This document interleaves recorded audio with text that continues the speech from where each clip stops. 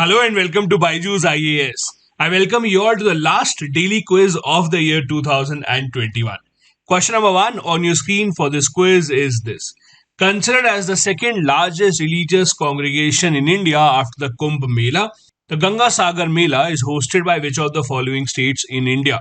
Is it Bihar, Uttar Pradesh, West Bengal, or Uttarakhand? The correct answer here is C. West Bengal is the one that hosts the Ganga Sagar Mela, which will be held very soon. The reason why we are asking this question is because of this article in the Hindu newspaper, according to which the West Bengal Chief Minister Mamata Banerjee has said that she does not intend to impose any restrictions on the upcoming Ganga Sagar Mela that will be held at the South 24 Pargana district. The government of West Bengal has decided that they will make COVID 19 testing facilities at all the entry points for the people who are visiting this particular congregation. The government has said that it is not a government festival, it is a public event, and people come from different parts of the country. And that is why it won't be feasible for the government to stop so many people from coming and visiting. The government expects about 20 lakh people to participate in this Mela. Next, question number 2. Consider the following statements with regards to the Indian pangolins. Number 1.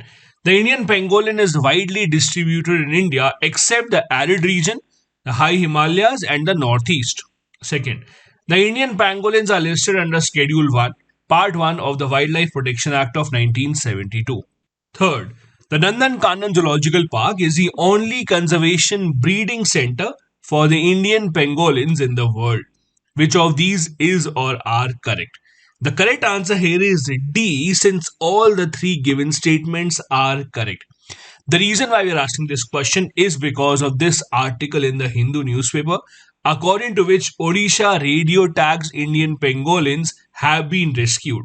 This is the state's first attempt to standardize rehabilitation for the Indian pangolin. There are two species of Indian pangolins that are found in India, that is the Indian pangolins and the Chinese pangolins. Interestingly, Odisha is the second state to release a radio tagged Indian pangolin into the wild. The first state was Madhya Pradesh. Radio tagged means now these animals can be traced into the wild if need be. The article tells us that this animal was screened for all the possible parasites and diseases for over a month at the Nandan Zoological Park, which is the only conservation breeding center for Indian pangolins in the entire world. The center was established in the year 2009 to standardize a protocol for housing and husbandry of endangered species especially. Pangolins, unfortunately, are the most illegally traded mammals in the entire world, and the Indian pangolin is the largest among 8 pangolin species found throughout the world. Next, question number 3. Consider the following statements with regards to the India UAE negotiations on Comprehensive Economic Partnership Agreement, that is CEPA. Number 1. The UAE is currently India's third largest trading partner after US and China. Second, the UAE is also India's second largest export destination after the US. And third, India has signed CEPAs with South Korea and Japan. Which of these given statements is or are correct? The correct answer here is D. Once again, all the three given statements are correct. As you know, India and UAE have been in advanced level talks of finalizing the CEPA. In fact, the Prime Minister was supposed to visit Abu Dhabi and Dubai next week to finalize the agreement, but unfortunately, due to the sudden spike in the Omicron cases in India, the visit of the Prime Minister has been called off. The government has said that the visit has been postponed and not cancelled. The article tells us that the UAE is India's third largest trading partner after the US and China. If this agreement is signed, it would mark the first Indian free trade agreement in the region after India and Gulf Cooperation Council abandoned the last FTA talks in the year 2008. The two countries have also been working to update the bilateral air services agreement and allow more flights between the two sides directly. Next, question number 4. Which of the following statements is not correct with regards to the GST compensation to be given to the states? Number 1. Under the GST Compensation to States Act 2017, the states are guaranteed compensation for loss of revenue on account of implementation of GST for a transition period of 5 years between 2017 and 2022. Second, the compensation is calculated based on the difference between the state's current GST revenue and the protected revenue after estimating an annualized 10% growth rate from the base year of 2015-16. Third, the amount would be paid every 2 months based on the provincial accounts and based on the provisional accounts and adjusted every year after the state's accounts were audited by the CAG. You have to choose the incorrect statements out of the ones that are given here. The correct answer thus is C. Out of the three given statements, only the second one is wrong. The reason why it is incorrect is the method for calculating the GST compensation will take into account a 14% growth rate year on year and not a 10% growth rate. That is why the correct answer is C. The reason why we are asking this question is that the states have demanded to the center government that after 2022 also, for at least the next 5 years, they should be given compensation for the loss in the GST revenue. The states are demanding that because of the COVID pandemic, their revenue collection has fallen down considerably and thus they deserve more help from the center government. Not just this, many states are also demanding raising the share of union government in the centrally sponsored schemes.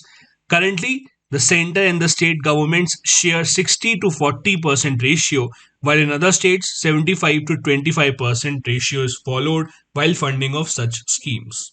As per the law, the GST compensation to be given to the states for their revenue shortfall will end in June next year. Next, question number 5. Consider the following statements with regards to bamboo in India. Number 1. The restructured National Bamboo Mission was launched in 2018-19 for the holistic development of the complete value chain of bamboo sector and is being implemented in the hub and spoke model. Second, the Indian Forest Act 1927 was amended in 2017 to include bamboo for the category of trees. Third, the bamboo's calorific value is equal to that of coal. You have to choose the correct statements out of these. If you look at the statements carefully, you will see the correct answer here is B.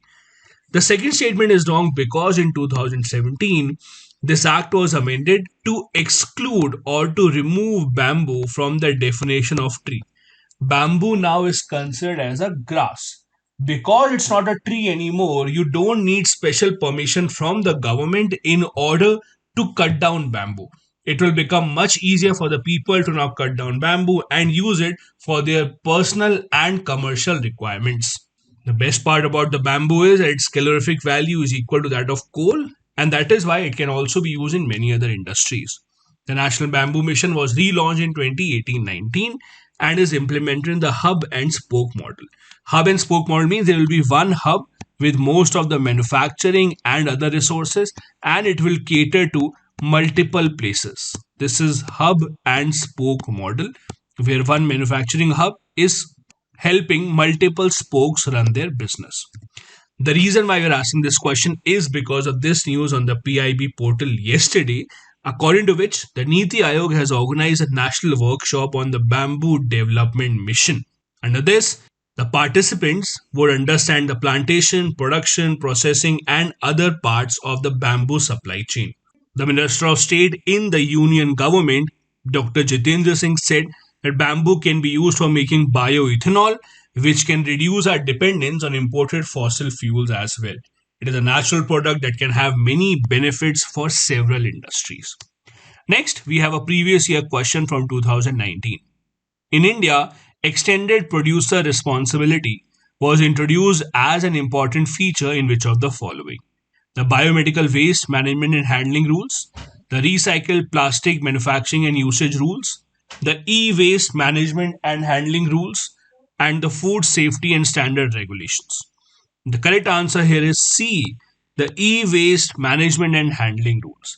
In simple terms, the companies that are selling electronics and other related items should take the responsibility of processing and disposing such waste. Their responsibility does not end at just selling it to the consumer. It recognizes the producer's liability for recycling and reducing the e-waste in the country. It introduces the extended producer responsibility, which means it is the responsibility of the producer for effective channelization of e-waste to the registered recyclers. Next, we have a fact of the day, and today we will be discussing about the Sahitya Akademi. The Sahitya Academy, as you know, on Thursday announced the 2021 awards for literary works in 20 languages. As per the announcement, Namita Gokhale won the award for the English novel Things to Leave Behind, while Anuradha Sharma Pujari won for her Assamese work named Iyat Ekhan Aronya Asal. Let's discuss a bit more about how the Sahitya Academy operates.